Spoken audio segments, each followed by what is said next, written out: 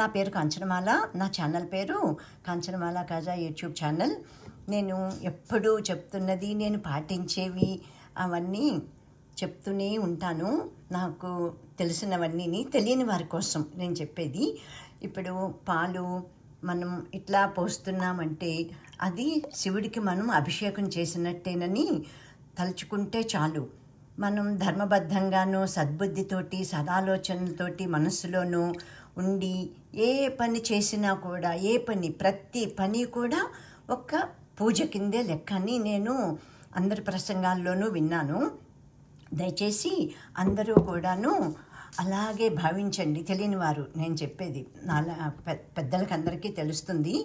ఎందుకంటే మనం కేజీలు పువ్వులు తెచ్చి పూజ చేసేస్తేనే భగవంతుడు సంతోషిస్తాడని, లేకుంటే కోటి కుంకుమార్చనలు అవి మాత్రమే చేస్తేనే సంతోషిస్తాడని, అట్లాగా చేయలేని వాళ్ళు అయ్యో మేము చేయలేకపోతున్నాము మాకేంటి మరి ఎలాగా అని అనుకునే వాళ్ళు కూడా ఉంటారని నేను తెలుసుకున్నాను. అందుకని చెప్తున్నాను. ఇది కూడా నేను ఇదివరకు చెప్పాను. ఇప్పుడు మళ్ళాను ఇవాళ పోస్తున్నప్పుడు, ఇవాళ 17 జూన్, ఇవి పోస్తున్నప్పుడు మళ్ళీ అందరూ కొత్త వాళ్ళే నా ఛానల్ చూసేవాళ్ళు కదా అని ఇప్పుడు మళ్ళీ ఇట్లాగా పోస్తున్నప్పుడల్లా తీసుకుందాము, ఒకసారి తీసి పెడదాము.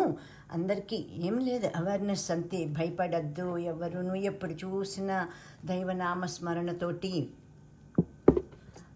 ఏ పని చేసినా కూడా అది ఒక పూజ అనుకుంటే చాలు అని పెద్దలందరూ చెప్తున్నారు. ఇది నేను చెప్పింది కాదు. నేను కూడా నాకేం తెలియదు కదా, నేను ఏ గ్రంథాలు చదవలేదు, నాకు సంస్కృతం రాదు, నేను ఎక్కువ చదువుకోలేదు కూడాను. జస్ట్ SSLC పాస్ అయ్యాను అంతేను. మా ఊర్లోను మొగల్తూరులోను అంతేను. ఇవన్నీ నేను నేర్చుకున్నవి తెలుసుకున్నవి మాత్రమే నేను చెప్పగలుగుతున్నాను అన్నమాట. ఇట్లా పాలు పోసినప్పుడు కానీ నీళ్లు పోసినప్పుడు కానీ ఒక చెట్టు మీద నీళ్లు పోసినా కూడా అది అభిషేకం చేస్తున్నట్టే. సర్వాంతర్యామి ఎక్కడ లేడు, చెట్లోనూ పుట్టలోనూ మనలోనూ ఎవరిలో లేడు, భగవంతుడు అందరిలోనూ ఉన్నాడు. అదంతా మనం గ్రహించలేక మాయ నేను నేను నేను అని విర్రవీగిపోతాము. ఏముంటుంది, ఏమీ ఉండదు. తెలుసుకునేటప్పటికీ అంతా అయిపోతుంది. అందుకని నేను అనుకునేది, నేను చేసేది ప్రతిరోజు నేను పాటించేది మాత్రమే నేను చెప్తున్నాను, చెప్పగలను. ప్రతి పని కూడాను